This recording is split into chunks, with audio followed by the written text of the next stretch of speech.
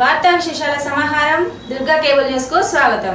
ఉద్యోగ ఉపాధ్యాయ ప్రయోజనాలను దెబ్బతీసే సిపిఎస్ ను తక్షణం రద్దు చేయాలని సిపిఎస్టి ఈఏటిఎస్ జిల్లా అధ్యక్షులు హరికృష్ణారెడ్డి డిమాండ్ చేశారు. కలెక్టర్ కార్యాలయం ఎదుట సిపిఎస్టి ఈఏటిఎస్ ఆధ్వర్యంలో జరుగుతున్న సంకల్ప దీక్ష నిరసన కార్యక్రమాన్ని హరికృష్ణారెడ్డి ప్రారంభించారు. దీక్షలో పలువురు ఉద్యోగులు ఉపాధ్యాయులు పాల్గొన్నారు.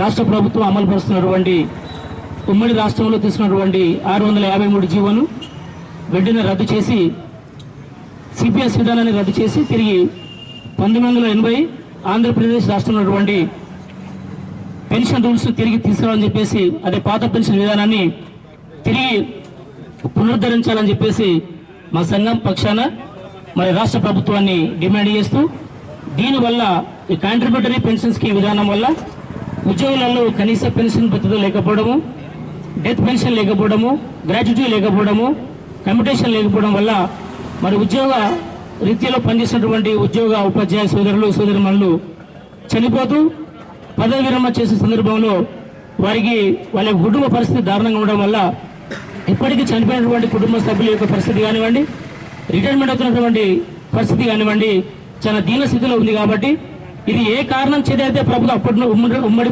ప్రభుత్వం తీసుకున్నటువంటి నిర్ణయం కావచ్చు, అప్పుడున్నటువంటి ఎన్డీఏ ప్రభుత్వం తీసుకున్న నిర్ణయం కావచ్చు, ఈ నిర్ణయం వల్ల అప్పుడున్నటువంటి విధానంలో ఎలాంటి చర్చ లేకుండానే ప్రభుత్వ ఈ సిపిఎస్ విధానం తీసుకురావడం జరిగింది. కాబట్టి ఈ విధానం ఇప్పుడు స్టడీ చేసిన తర్వాత మరి ఇది బాగా లేకపోవడం వల్ల దీనికి సంబంధించినటువంటి ఉపాధ్యాయ ఉద్యోగ రంగము తిరిగి సిపిఎస్ విధానాన్ని రద్దు చేసే క్రమంలో రాష్ట్ర వ్యాప్తంగా దేశవ్యాప్తంగా అన్ని రాష్ట్రాలలో మరి దీన్ని పెద్దగా ఉద్యమాలు నడిపిస్తూ మరి నేడు సిరిసిల్ల జిల్లాలో ఈ కార్యక్రమం చేయడం జరుగుతూ ఉంది.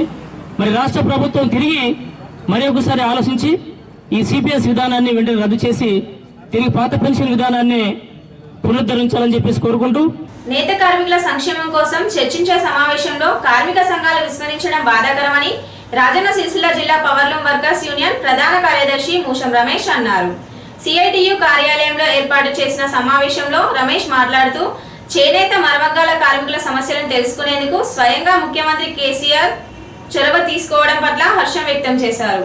సమావేశంలో సిపిఎం జిల్లా కార్యదర్శి పంతం రవి, అన్నందాస్ గణేష్, నక్క దేవదాస్, ఒగ్గు గణేష్, కోడం రమణ తదితరులు పాల్గొన్నారు.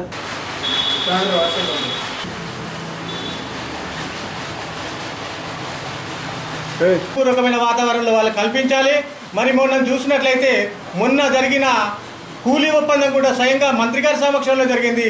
ఆ ఒప్పందం జరిగి ఇప్పటికి 2 సంవత్సరాలు కావస్తున్నా కానీ దాన్ని కూడా అమలు చేయని యజమాన్యాలను చర్చలకు పిలిచి ఈరోజు కార్మికులను మేము పట్టించుకుంటాం, కార్మికులకు మేము అన్ని సవిస్పడతామంటే ఇక్కడ ప్రజలెవరు కూడా నమ్మడానికి సిద్ధంగా లేరు.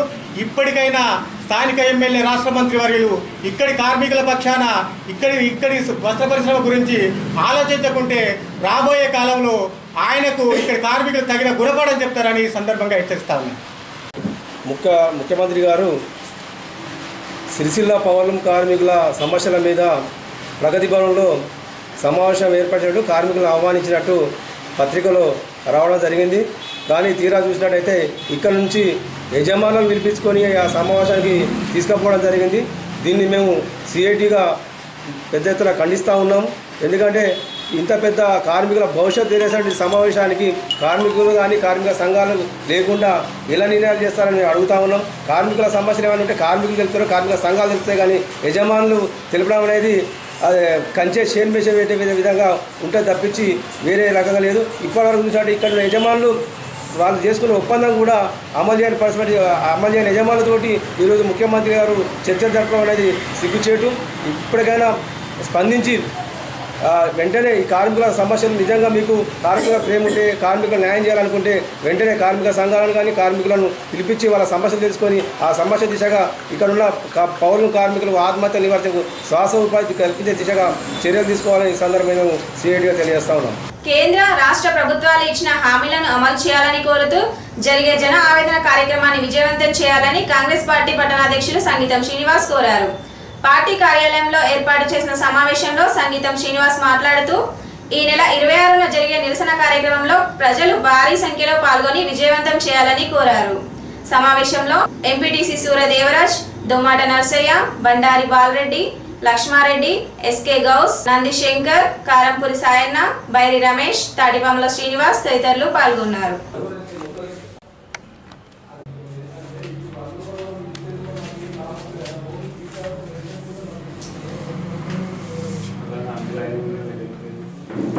కేంద్ర మరియు రాష్ట్ర ప్రభుత్వాలు అవలంబిస్తున్నటువంటి ఏవైతే ప్రజా వ్యతిరేక విధానాలపై అఖిల భారత జాతీయ కాంగ్రెస్ పార్టీ ఉపాధ్యక్షులు రాహుల్ గాంధీ గారు తీసుకున్నటువంటి నిర్ణయమే ప్రజల యొక్క ఆవేదనను కేంద్ర మరియు ఇక్కడ ఉన్నటువంటి రాష్ట్ర ప్రభుత్వాలకు విన్నవించడం ప్రదేశ్ కాంగ్రెస్ కమిటీ తెలంగాణ వారు చేపట్టడం జరిగింది. దీంతో భాగంగా యావత్ తెలంగాణలో ఫిబ్రవరి 19 నుండి 28 వరకు ఈ యొక్క జనావేదన సమ్మేళన కార్యక్రమాలు యావత్ తెలంగాణలో ఉన్నటువంటి శాసనసభ నియోజకవర్గ హెడ్ క్వార్టర్లో జరుగుతూ ఉంటాయి. దీంట్లో భాగంగా సిరిసిల్ల నియోజకవర్గంలో తేదీ ఫిబ్రవరి 26వ తారీఖు నాడు ఉదయం 10 గంటలకు ఈ యొక్క సిరిసిల్లలో ఈ జనావేదన సమ్మేళన కార్యక్రమం కాంగ్రెస్ పార్టీ నిర్వహిస్తూ ఉన్నది. ఈ యొక్క కార్యక్రమం ముఖ్యంగా కేంద్ర రాష్ట్ర ప్రభుత్వాలు నేటికి 32 నెలలు గడిచింది వారు అధికారానికి చేపట్టి వారు ఇచ్చినటువంటి ఎన్నికల మేనిఫెస్టోలో ఇచ్చినటువంటి ఏ ఒక్క హామీని కూడా ఇప్పటివరకు నెరవేర్చేటువంటి దిశలో వారి పాలన సాగలేదు. సగం రోజులు గడిచిపోయినాయి. ఇంకా ఈ 2 సంవత్సరాలలో వారు చేస్తారనేటువంటి నమ్మకం ప్రజలలో పోయింది. కేంద్ర ప్రభుత్వం ఏదైతే నల్లధనం 86 లక్షల కోట్ల రూపాయలను తీసుకొచ్చి జన్ధన్ ఖాతాలలో ప్రతి ఒక్క నిరుపేదకు 15 లక్షల రూపాయలు అకౌంట్లో వేస్తామనేటువంటి విషయాన్ని మర్చిపోయింది.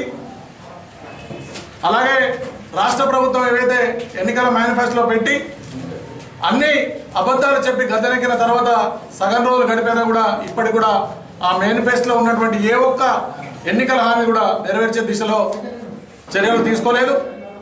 పేదలకు డబుల్ బెడ్రూమ్ కానీ, దళితులకు 3 ఎకరాల భూమి కానీ, రైతులకు రుణమాఫీ కానీ, విద్యార్థులకు ఫీజు రీఎంబర్స్మెంట్స్ కానీ, మహిళలకు పావలా వడ్డీ కానీ, ఇట్లా చెప్పుకుంటూ పోతే ఎన్నో హామీలు ఈ రాష్ట్ర ప్రభుత్వం ఇప్పటివరకు కూడా నెరవేర్చని పరిస్థితిలో ఉన్నది.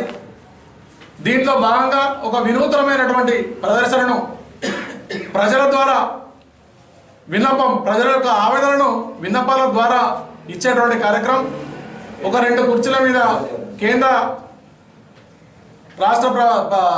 ప్రభుత్వం యొక్క ప్రధాని మోడీ గారి ఫోటోను, తర్వాత ఒక కుర్చీలో రాష్ట్ర ముఖ్యమంత్రి కేసీఆర్ ఫోటోను పెట్టి వారికి ప్రజలు వారి యొక్క విన్నతులు ఇచ్చేటువంటి ఒక ప్రదర్శనను, అంటే వారు ఉన్నట్టే అక్కడ ప్రధాని మోడీ గారు, కేసీఆర్ ముఖ్యమంత్రి గారు అక్కడ ఉన్నట్టే భావించి మీ హామీలు మాకు ఇచ్చినటువంటి హామీలు మీరు ఎందుకు నెరవేర్చలేదు, ఇంకా మీరు ఇంకా ప్రజలు ఎన్ని విధాలుగా మోసపుస్తారనేటువంటి ప్రజల యొక్క ఆవేదనను అక్కడ వాళ్ళు ఉన్నట్టు విధంగానే వినతులు ఇచ్చే విధంగా వారికి వేదన చెప్పే విధంగా ఈ యొక్క వినూతనమైనటువంటి ప్రదర్శన కార్యక్రమం ప్రదేశ్ కాంగ్రెస్ కమిటీ చేపడతా ఉన్నది. దీంట్లో భాగంగా ఫిబ్రవరి 26వ తారీఖు నాడు స్థానిక సిరిసిల్లలో ఈ కార్యక్రమం చేపడతా ఉన్నది కాంగ్రెస్ పార్టీ. కావున నిరుపేదలైనటువంటి డబుల్ బెడ్రూమ్ రానటువంటి వాళ్ళు, అలాగే 12% ఇస్తామని చెప్పి మోసపోయినటువంటి ముస్లిం మైనారిటీ సోదరులు కానీ,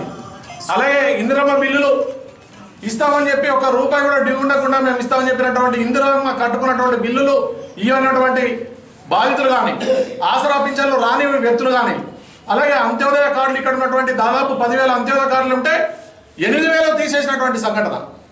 35 కిలోల బియ్యం ఇచ్చినటువంటి ఎందరో నిరుపేదలకు వాళ్ళందరికీ కట్టేయడం, ఈ బాధలు ఎవరైతే పడుతున్నటువంటి పేదలు ఉన్నారో వాళ్ళందరినీ కూడా ఈ యొక్క 26 జరిగేటువంటి కాంగ్రెస్ పార్టీ నిర్వహించేటువంటి ఈ సమ్మేళనానికి అందరూ కూడా హాజరుగై ఈ యొక్క కార్యక్రమాన్ని విజయవంతం చేయాలని మేము సిరిసిల్ల నియోజకవర్గం కాంగ్రెస్ పార్టీ పక్షాన సిరిసిల్ల నియోజకవర్గం ఉన్నటువంటి అందరూ రైతులు కానీ, విద్యార్థులు కానీ, మహిళలు కానీ, మైనార్టీ కానీ పెద్ద ఎత్తున ఈ కార్యక్రమాన్ని విజయవంతం చేసే విధంగా మీరు ఈ కార్యక్రమంలో పాల్గొనాలని కాంగ్రెస్ పార్టీ పక్షాన మీరు ఉపాధ్యక్షులు రాహుల్ గాంధీ గారు ప్రత్యేకంగా తీసుకున్నటువంటి ఈ జన ఆవేదన ప్రోగ్రాం ఏదైతే ఉన్నదో కార్యక్రమం, మరి ఇంతకుముందు శ్రీరన్న గారు చెప్పినట్టుగా ఈ నెల 26వ తారీఖు నాడు ఈ ప్రోగ్రాము చేపట్టడం జరుగుతుంది.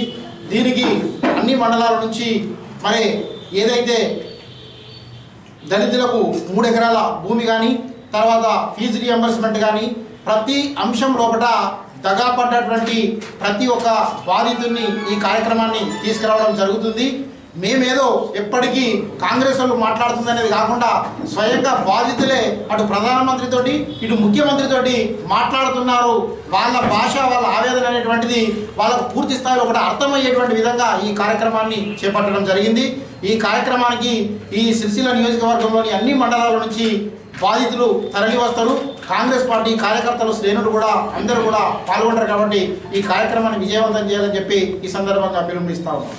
ప్రజా సాహిత్యం సజీవంగా నిలుస్తుందని సిరిసిల్ల సాహితీ సమితి ప్రధాన కార్యదర్శి డాక్టర్ జనపాల శంకరయ్య అన్నారు. పట్టణంలోని గాంధీనగర్ హనుమాన్ దేవాలయంలో సిరిసిల్ల సాహితీ సమితి ఆధ్వర్యంలో వైద్యం ఆరోగ్యం అనే అంశంపై కవి సమ్మేళనం జరిగింది. కార్యక్రమంలో టీఆర్ఎస్ నాయకులు అంకారపు రవీందర్, సిసస అధ్యక్షులు కోరండ్ల మురళీధర్, కొక్కుల రాజేశం, వెంగళ లక్ష్మణ్, పాము ఆంజనేయులు, శాంతి ప్రకాష్ శుక్ల, న్యాయవాది కట్కం బాలకుమార్, చిట్యాల బాలదాస కవి తదితరులు పాల్గొన్నారు. డాక్టరేట్ పట్టాను సాధించినటువంటి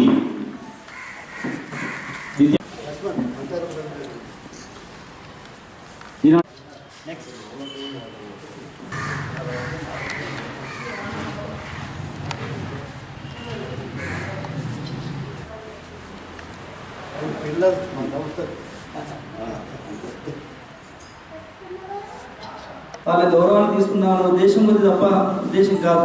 అయితే నా పైన ఒక బాధ్యత ఉంది, నాలాంటి రచయితల పైన కూడా బాధ్యత ఉంది. సిరిసిల్ల ప్రాంతం అనగానే ఒక్కసారిగా ఒళ్ళు పులకరించిపోతుంది. అటువంటి సిరిసిల్ల ప్రాంతంలో అనేకమైనటువంటి ఉద్యమాలు జరిగాయి, చారిత్రక నేపథ్యం ఉంది. ఆ నేపథ్యాన్ని తవ్వితీయాలనే ఉద్దేశం కూడా మాలాంటి రచయితల్లో ఉంది. తప్పకుండా శాతవాహనుల నుండి మొదలుకుంటే అనేక రాజవంశాలు, ఇక్ష్వాకులు కావచ్చు, విష్ణుకుండిలు కావచ్చు, ఏములవాడ చాళుక్యులు కావచ్చు, అటువంటి మహాయోధులు రాజవంశాలు పరిపాలన చేసినటువంటి ప్రాంతం ఇది. అటువంటి ప్రాంతంలో అనేక ఉద్యమాలు జరిగాయి. మరి అటువంటి సాయుధ పోరాటం నుండి మొదలుకుంటే మలిదశ ఉద్యమం వరకు కూడా పోరాటాలు జరిగాయి. అటువంటి పోరాటాలను కూడా ఇవాళ మనం వెలికి తీయాల్సినటువంటి అవసరం ఉంది. ఈ సందర్భంగా మరి ఇక్కడ బద్దమల్లారెడ్డి లాంటి వాళ్ళు గాలిపల్లి తగలబెట్టినటువంటి ఆ సందర్భం, అంటే ఆయన ఇక్కడ పోరాటం చేసినటువంటి వ్యక్తి, గాలిపల్లికి చెందినటువంటి వ్యక్తి, మరి అప్పుడు రజాకారులు గాలిపల్లిని తగలబెట్టినటువంటి సందర్భం. అటువంటి మహాయోగుల గురించి కూడా ఇవాళ పాఠ్యాంశాల్లో కూడా వస్తుంది. ఇంకా ఆయన గురించి చెప్పాల్సిన అవసరం ఉంది. అమృతలాల్ శుక్ల కుమారుడు ఇక్కడ ఉన్నారు. అమృతలాల్ శుక్ల ఇక్కడ పోరాడినటువంటి నేల ఇది. చేనేత మనమగ్గల కార్మికుల ఉపాధి కోసం రాష్ట్ర ప్రభుత్వం ప్రత్యేకంగా సంక్షేమ బోర్డు ఏర్పాటు చేయాలని పద్మశాలి జాతీయ పరిషత్ అధ్యక్షులు కొక్కుల భాస్కర్ అన్నారు.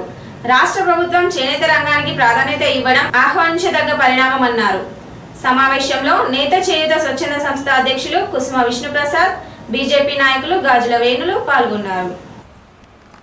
కులవృత్తులను కాపాడాలి, కులవృత్తులను ప్రోత్సహించాలి అన్న దిశగా మన ముఖ్యమంత్రి గారు తీసుకున్న నిర్ణయం కావచ్చు, లేదా స్థానిక మంత్రి గారు తీసుకున్న ఆలోచన విధానాలు కావచ్చు, ఒక కదలిక మాత్రం వచ్చింది. చేనేత అనే ఒక ప్రచారం విస్తృత స్థాయిలో ఉంది. ఈ విషయాన్ని మేము తప్పుపట్టడం లేదు. కానీ జరుగుతున్న పొరపాటు ఎక్కడ, ఎవరి వల్ల, ఎలా జరిగింది, ఎలా జరుగుతుంది అనే విషయంలో ఇది తప్పుడు ప్రచారానికి నాందే తప్ప వాస్తవమైన కోణంలో ఎవరైతే నేత కార్మికులు, నేత చేనేత అనే విషయాన్ని దృష్టిలో పెట్టుకుంటే ప్రచారం చేనేత అనే ప్రచారమే ఎక్కువ ఉంది. కానీ నేత అనే ప్రచారం. సిరిసిల్ల అంటే నేతనా చేనేతనా అంటే ఎవరు చెప్పలేని పరిస్థితుల్లో ఇప్పుడు వ్యవస్థ చాలా సందిగ్ధంగా ఉంది. వాస్తవమైన కోణాన్ని గుర్తిస్తే చేనేత మీద రిజర్వేషన్లు తీసుకొచ్చిన చట్టం ప్రకారం ఏ బట్టను కొన్ని బట్టలు రిజర్వేషన్లో గర్షకుర్తి కావచ్చు, గట్టుపుత్కూరు కావచ్చు, ఎక్కడ విలేజ్లో ఇప్పుడు ఉన్న సిరిసిల్లో చేనేత లేకపోవచ్చు, ఉండొచ్చు తక్కువ పర్సెంట్. కానీ ఏ బట్ట కూడా పౌరుల మీద నేయద్దు. కానీ జరుగుతున్నది ఏంటిది అంటే పాపం పోయినని వాళ్ళ నాయకులు అంటే ఏదో సమస్యలో ఉన్నారు కాబట్టి వదిలిపెడదామన్న కోణంలోనే ఈ పరిశ్రమ మనుగడ సాధిస్తుంది. అలా భయంగా బతికే పరిస్థితి కాదు. మాకు కావాల్సింది ఒకటే, చేనేత అన్నప్పుడు చేనేత ప్రచారంలో ఇంత ప్రచారం విస్తృతంగా జరుగుతున్నప్పుడు మనం వీళ్ళకు చేనేత కార్మికులకు అసలు ఎంత జీతం, ఎంత నేతలో ఎంత కూలి వచ్చింది, ఆ కూలి ఏమన్నా పెరిగిందా, ఎక్కడన్నా పెరిగిందా, నేత బట్ట అనేవి చేనేత బట్టకు ఎక్కడన్నా గిరాకీ ఉందా, కనీసం ఆ దిశగా వీళ్ళు ప్రభుత్వ అధికారులు చెప్పేదాన్ని కాదు మేము చెప్పేది. ప్రభుత్వ అధికారులు ఎప్పుడు కూడా ఆప్కోలో ఉన్నప్పుడు చేనేత సహకార సంఘాలకు ఇన్ని కోట్ల మాలు అంటే వాళ్ళు సరైన టైంలో వాళ్ళు ఆర్డర్ ఇవ్వకుండా, సరైన టైంలో చెప్పకుండా కోట్ల బట్ట తమిళనాడుకి తీసుకొచ్చిన విధానం, తమిళనాడు ప్రోత్సహించిన విధానం, ఇది మా బట్ట అని ముద్ర గుర్తి అమ్మారు. ఆ గతం చరిత్ర కాదు కదా. ఇప్పటి తెలంగాణ వచ్చిన తర్వాత మా కార్మికుడు, మా పనితనం అనే విషయాన్నే మాకు చేనేత అన్నప్పుడు చేనేతకే అవకాశాలు ఎక్కువ కావాలి కాబట్టి ప్రధానంగా చేనేతకు పెరిగింది ఏంటి అనే విషయాన్ని గుర్తు చేసుకుంటే ఇప్పుడు టెక్నాలజీ డెవలప్మెంట్ అనే ఆలోచన చేస్తున్న విధానం లోపల చేనేత పార్కులను ఏర్పాటు చేయండి అని చెప్పి ఎప్పుడు చెప్పాము? 2014లో చెప్పాము మేము. ఇప్పుడు మేము చెప్పలేదు చేనేత పార్కులు అనే ఆలోచన. ఈ చేనేత పార్కులను మీరు డెవలప్మెంట్ చేయకుండా చేనేత గురించి మాట్లాడడం అనేది అది సమంజసం కాదు. ఇది ఎలా ఉందంటే చెప్పేది మీకోసం, చేసేది మాత్రం అంతా మా కోసమే అనే విధానం ఉంది. ఈ విధానాన్ని ప్రభుత్వం మానుకోవాలి. వాళ్ళకి ఎవరైనా సలహాలు ఇస్తే వాళ్ళ తప్పుడు సమాచారాలు వాళ్ళకి అందుతున్నాయని మేము అనుకుంటున్నాం. ఆ విషయం కాదు. నేత కార్మికులు చేనేత కార్మికులు వేరు. నేత అనేది ఒక పులి లాంటిది, చేనేత అనేది మేక లాంటిది. ఈ మేక లాంటిది అని నేత అనేది వాళ్ళు పులి ముందు మేకలు ఎలా బతుకుతాయి అనే విషయాన్ని ప్రభుత్వం గుర్తించి ప్రధానంగా వెంటనే టెక్స్టైల్ బోర్డు, చేనేత టెక్స్టైల్ బోర్డు అనేది వెంటనే ప్రభుత్వం ఏర్పాటు చేయాలి. విధానంగా ఖచ్చితంగా కార్మికులకు డ్రెస్ కోడ్, ఎవరో చస్తే సచ్చిను అని చెప్పి వాళ్ళకు 1,50,000 5 లక్షలు ఇవ్వడం గొప్పతనం కాదు. చేనేత కోడ్ను ప్రభుత్వం విధాన ప్రకారంగా ప్రకటించాలి. చేనేత కూలి పని చేసినా చేయకపోయినా గిట్టుబాటు కూలి అనేది ఖచ్చితంగా కనీస వేతనం ఉండాలి. ఉండనప్పుడు పని ఉన్నప్పుడు ఒక మాట, పని లేనప్పుడు ఒక మాట మీద ప్రయత్నం చేసుకుంటే మీరు ఎవరో ఉన్న వాళ్ళతో మీటింగ్లు పెట్టి, స్టార్ హోటల్లో మీటింగ్లు పెట్టి వాళ్ళు చెప్పిందే మీరు విని మీకు నచ్చింది మీరు చేయడం ఇది సమంజసం కాదు. దీన్ని మీరు మార్చుకునే లోపల మేము మార్చుకోమని చెప్పడం లేదు, న్యాయం చేయమని చెప్తున్నాం. న్యాయం జరగాలంటే చేనేత బోర్డులు, చేనేత పార్కులు అనే దిశగా మీరు వెంటనే ఒక బోర్డును ప్రకటించండి. అప్పుడు ఏమైనా న్యాయం చేయడానికి అవకాశం ఉంటుంది. లేదంటే ఇప్పుడు ఈ మధ్యలో టెక్స్టైల్ పార్క్ మొత్తం మనకే ఉన్నది అనుకున్నప్పుడు టెక్స్టైల్ పార్క్లో సిరిసిల్లలో ఆ పరిశ్రమ నమ్ముకున్న పారిశ్రామికవేత్తలు ఈ మధ్యలో మేము ఆత్మహత్య చేసుకుంటామనే పరిస్థితికి ప్రచారంలోకి వచ్చారు. మరి ఇక్కడనే న్యాయం జరగలేనప్పుడు మీరు ఇక మిగతా వర్గానికి ఎక్కడ న్యాయం చేస్తారు? ఈ విషయాన్ని మీరు గమనించి ప్రధానంగా ఇక్కడి విషయాలను, ఇక్కడి అభిప్రాయాలను గమనించి నిజమైన కార్మికులు, నిజమైన సమస్యలు ఎక్కడున్నో వాళ్ళను దృష్టిలో పెట్టి కలెక్టర్ ద్వారా సమీక్ష సమావేశం లోపల వారిని కమిటీ చైర్మన్గా చేయండి. చేసినప్పుడు అధికారులను మీరు పాత్రదారులను చేయండి. మిమ్మల్ని కలిసే అవకాశం మాకు దొరకదు. మీరు ఎక్కడ ఉంటారో మాకు తెలియదు. మేము వచ్చినా మీరు మాట్లాడే పరిస్థితులు మీరు ఉండరు. మరి మేము చెప్పాల్సింది మీరు మా శాసనసభ్యులు, మీరు సిరిసిల్లకు ప్రాతినిధ్యం వహిస్తున్నప్పుడు సిరిసిల్ల సమస్యలు సిరిసిల్లే కాబట్టి ఇక్కడి వాళ్ళతోని పారిశ్రామిక ఇక్కడ ఉంది వాళ్ళు సమస్యలు ఎక్కడున్నాయో ఆ నాయకులను పిలవండి. మీరు న్యాయం చేయడానికి ప్రయత్నం చేయండి. తప్పకుండా మీ మీద మాకు నమ్మకం ఉంది. మీరు జరిగితే అనుకుంటే అందరికీ న్యాయం జరుగుతుంది అనుకుంటున్నాం. ఒక మంచి ప్రచారం వచ్చింది, మంచి ఫలితాలు కూడా కార్మికులకు అందాలన్నదే మా ఆలోచన. తెలంగాణ రాష్ట్రం ఆవిర్భవిస్తే చేనేత పౌరులు కార్మికులు ఆత్మహత్యలు మానుకుంటాయన్న ఆలోచనతోనే ఈ సిరిసిల్ల నియోజకవర్గం నుంచి కేటీఆర్ గారిని అత్యధిక మెజారిటీతో గెలిపించుకోవడం జరిగింది. దాన్ని ఆయన అనుకూలంగా ఈరోజు చేనేత వర్గాన్ని కూర్చుండబెట్టి సమస్యల పరిష్కారానికని ఉన్నత వర్గాలను పిలిపించుకొని కార్మికులను పిలవకపోవడం దారుణమైన విషయము. వెంటనే ఇటువంటి ఆలోచనలు పునరాలోచన చేసి సిరిసిల్ల జిల్లాలోనే మానవ కార్యవర్గం మీ సమావేశం ఏర్పాటు చేసి అసలు కార్మికులకు ఏమి కావాలి, వాళ్ళ కూలి ఎంత, వాళ్ళ పని వర్గం ఎంత, పని చేసేది ఎంత, వాళ్ళ బతుకు తెరువు ఎట్లున్నది, వారి పూర్తి వివరాలు తీసుకొని తదనంతరము మళ్ళీ ఉన్నత వర్గాలతో మీటింగ్ ఏర్పాటు చేసి వీళ్ళ కూలి ఎంత ఇస్తున్నారు, ఎన్ని గంటలు నడిపించుకుంటారు, అసలు పని విధానం ఎక్కడున్నది, బట్ట ఎక్కడ అమ్ముతున్నారు అనే ఆలోచన చేయాలి తప్ప ఉన్నత వర్గాలను పిలిపించుకొని మేము నేత కార్మికులను పిలుచుకున్న పవర్లూమ్ కార్మికులు వాళ్ళని కాపాడతామనడం భావ్యం కాము. ఇప్పటికైనా మరొకసారి పునరాలోచన చేసి సిరిసిల్ల పవర్లూమ్ కార్మికుల పక్షాన జిల్లా ఒక కమిటీ ఏర్పాటు చేసి ఆ కమిటీ ద్వారా పునరాలోచన చేసి వారు బతుకు తెరువులు చూడాలని కేటీఆర్ కోరుతున్నాము. అసలే సిరిసిల్లకు టైం తక్కువ కేటాయిస్తారు. ఆ తక్కువ టైం కేటాయించడంలో మేము ఏదన్నా వినతపత్రం ఇచ్చుకుంటామంటే ఉన్నత వర్గాల ముందర వచ్చి వాళ్ళు నిలబడి ఇవే మా వినతపత్రం ఇవ్వకుండా చేస్తున్నారు. కాబట్టి ఇప్పటికైనా మంత్రి గారు సిరిసిల్లాలో వచ్చినప్పుడు కార్మిక వర్గానికి ఒక అరగంట, పావు గంట, గంట టైం కేటాయించి వారి పూర్తి వివరాలు వినాలని ఈ సందర్భంగా విజ్ఞప్తి చేస్తున్నాం. మన కేసీఆర్ గారు చేనేత గురించి మాట్లాడడం దాన్ని స్వాగతిస్తున్నాం. మనం చేనేతలను వాడాలి అని చెప్పి ప్రభుత్వాన్ని ఆదేశించడం దాన్ని పూర్తిగా మేము స్వాగతిస్తూ ఉన్నాం. మరి సిరిసిల్ల పట్టణం విషయానికి వస్తే సిరిసిల్ల నియోజకవర్గానికి ప్రాతినిధ్యం వహిస్తున్నటువంటి కేటీఆర్ గారు మరి సిరిసిల్ల మరమగ్గాల కార్మికుల క్షేత్రం అయినటువంటి సిరిసిల్ల నుంచి గెలవడం, అదే మరి సిరిసిల్లకు సంబంధించిన చేనేత శాఖ బాధ్యులుగా వారు విధులు నిర్వహించడం మేము స్వాగతిస్తున్నాం. ముఖ్యంగా మన తెలంగాణ రాష్ట్రంలో అత్యధికంగా మరమగ్గాలు కలిగినటువంటి ఏకైక ఊరు ఏదైనా ఉందంటే అది సిరిసిల్ల మాత్రమే. మొత్తం తెలంగాణ రాష్ట్రంలో 40,000 మరమగ్గాలు ఉన్నటువంటి సిరిసిల్లలో మరి ఏదైనా సమస్యలు ఏదైనా ఉన్నట్టంటే మొత్తం సిరిసిల్ల కానీ ఆత్మహత్యలు అధికంగా జరుగుతున్నటువంటి క్షేత్రం కూడా సిరిసిల్లనే.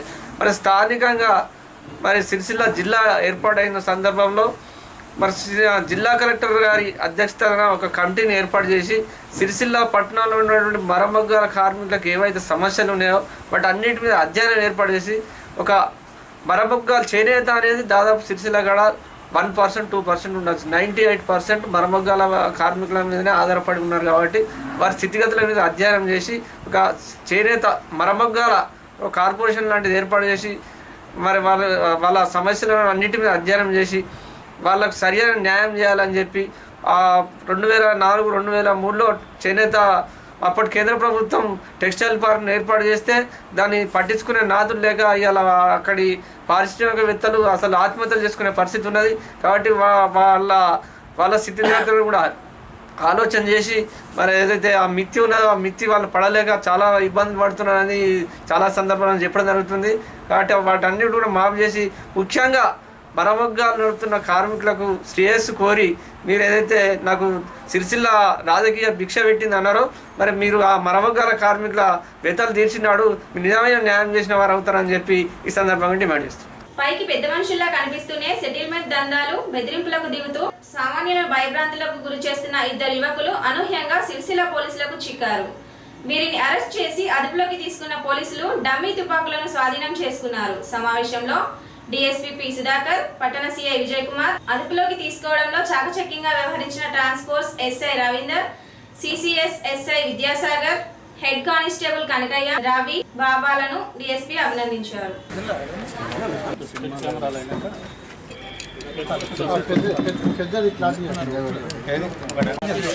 చూస్తే ఉంటుంది రాడు ఏమున్నది ఒకటి అన్నట్టు ఉంటుంది.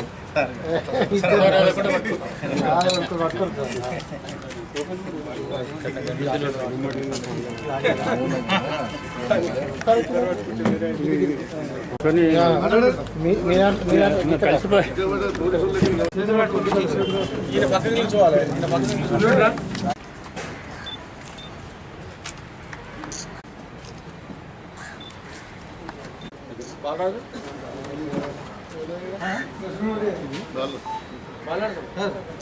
అందరికి చెప్పినా ఇన్ఫర్మేషన్ నేను చెప్పలేదు. ఎందుకు చెప్పలే? మీరే చెప్తారు.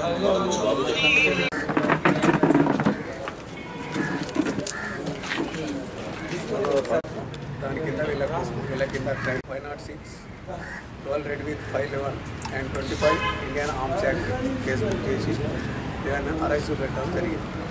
ఆయుధాలు మళ్ళీ ఇన్నోవా మరియు హోండా సిటీ కార్లను సీజ్ చేయడం జరిగింది. ఇదంతా రికవరీ గురించి ల్యాండ్ ఆర్డర్ కంట్రోల్లో రావడానికి కోసం చాలా ప్రయత్నం చేసినందుకు నేను వీళ్ళందరినీ మా స్టాఫ్ను అభినందిస్తున్నాను. మా స్టాఫ్ ఎస్ఐలు వెహికల్ చెకింగ్ చేస్తుంటే 2 వ్యక్తులు మాకు దొరకడం జరిగింది. వాళ్ళ పేర్లు అన్నబోయిన తిరుపతి యాదవ్, తండ్రి ఎల్లయ్య, వయసు 33 సంవత్సరాలు, నివాసం శబాష్పల్లి, బోయినపల్లి ఉన్నాయి. రెండో ఆయన అన్నబోయిన నాగార్జున, తండ్రి ఎల్లయ్య, వయసు 27 సంవత్సరాలు, శబాష్పల్లి, బోయినపల్లి ఉన్నాయి. వీళ్ళిద్దరూ ఆయుధాలు కలిగి ఉండి మారణ ఆయుధాలు మరియు pistol, toy pistol, toy revolver, ఇంకోటి చిన్నది టాయ్ పిస్టల్, కత్తి, డాగరు, ఇది ఒకటి కనపడకుండా ఉండే డాగర్ ఒకటి, పెద్ద పెద్ద ఇవి అన్నీ కలిసి కారులో కలిగి ఉండటం వల్ల ఆ car Innova car and Honda city car రెండింటిని చెక్ చేస్తే ఇది దొరకడం జరిగింది. వీళ్ళ గురించి విచారణ చేస్తే వీళ్ళు ఆ ఊళ్ళో చాలా మందిని తోటి శత్రుత్వం కలిగి ఉండి, విభేదాలు కలిగి ఉండి ఇవన్నీ పెట్టి మా వేరే వాళ్ళని భయభ్రాంతులు చేస్తూ సెటిల్మెంటు మరి చిన్న చిన్న తగాదాలు కూడా చేసుకుంటూ ఉన్నారు అనేది మా ఇన్వెస్టిగేషన్లో తెలిసింది. వీళ్ళకు గతంలో కూడా వీళ్ళ మీద నేర చరిత్ర కలిగి ఉండటం జరిగింది. ఏంటిదంటే 2011లో వాళ్ళ ఫాదర్నే చంపేశారు వీళ్ళు. అది కూడా వీళ్ళ మీద కేసు విచారణ జరిగింది. దానికోసం వీళ్ళను తీసుకొని వచ్చి తుపాకీ లైసెన్స్ గురించి అప్లికేషన్ పెట్టుకున్నారు, కానీ వీళ్ళకి రావటం జరగలేదు. ఈ నేర చరిత్ర రియాక్ట్ అయింది వీళ్ళ మీద, అందుకోసం వీళ్ళను అరెస్ట్ చూపించినాం ఈరోజు. వీళ్ళ మీద crime number 87/17 under section 353, 384, 506 and 25 arms act book చేసి వీళ్ళను జ్యుడిషియల్ రిమాండ్ పంపించడం జరుగుతుంది. ఇట్లా పెట్టి కొట్టడానికి కూడా మనం చూస్తాం. ఈ వార్తలు ఇంతటితో సమాప్తం. తిరిగి ప్రసారం అయ్యే దుర్గా కేబుల్ న్యూస్ లో మళ్ళీ కలుసుకుందాం. అంతవరకు సెలవు. నమస్కారం.